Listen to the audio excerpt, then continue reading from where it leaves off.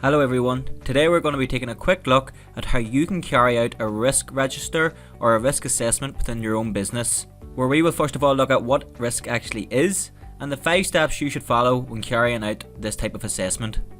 So I suppose business risk is the exposure of a company to the potential factors that could lower its profit or lead to potential failure, and I think we can all agree that this is something that a business wants to try and avoid.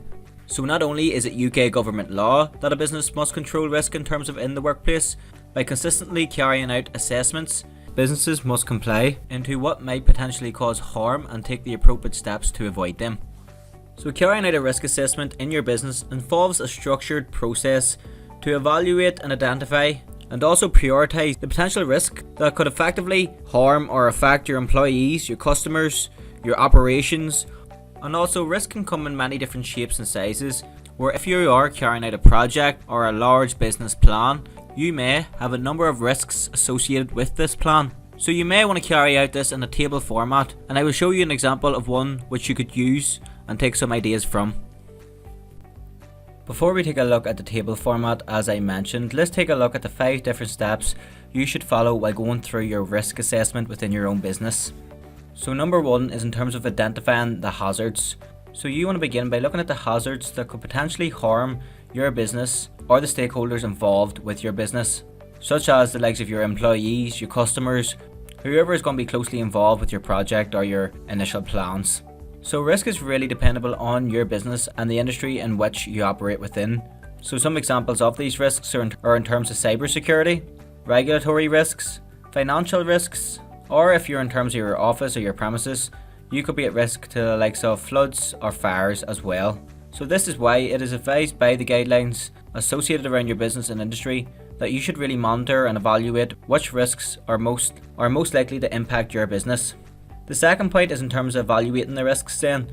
So now you've identified the hazards, you want to understand the likelihood of the impact of each of these risks while considering the potential consequences with them occurring. So within this step, you might want to think about the worst possible outcome and how this might affect your future plans or your business as a whole. Number 3 will ask us to prioritise the risks. So based on your evaluation, prioritise these risks into different numbers in terms of maybe 1 being high, 2 being medium, and 3 being low, allowing you to easily see which one is likely to impact along with its likelihood of occurrence. Doing this will give you a better view and understanding of how you can manage each of your risks. And it will also allow your colleagues to easily see which risks must be managed accordingly. Number 4 will ask you to develop a risk management plan. So with your risks identified, you can develop a plan around how you're going to mitigate each of these risks through producing strategies, looking at the likes of different timelines, goals and objectives, and specific actions that need to be taken in order to completely avoid or mitigate these potential risks. And finally, you want to monitor and review the risk assessment. So this is really essential, especially in the likes of project and project plans, where you want to make sure that your plan remains effective and highly relevant towards your future plans as well, as any of these risks identified could pop up at any stage. Now you've carried out the 5 steps, you're now in a position to communicate and build awareness in around your risk assessment, allowing key leaders, key management to understand where their role is situated in terms of managing these risks, and having overall fluency and transparency across your whole business in terms of what risks are associated with the business itself will allow your employees to become aware of the ongoing process.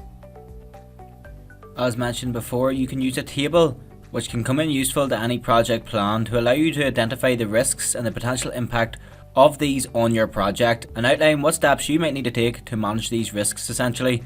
So as you can see towards the left hand side, you will want to identify in terms of what could go wrong, so identifying your risks.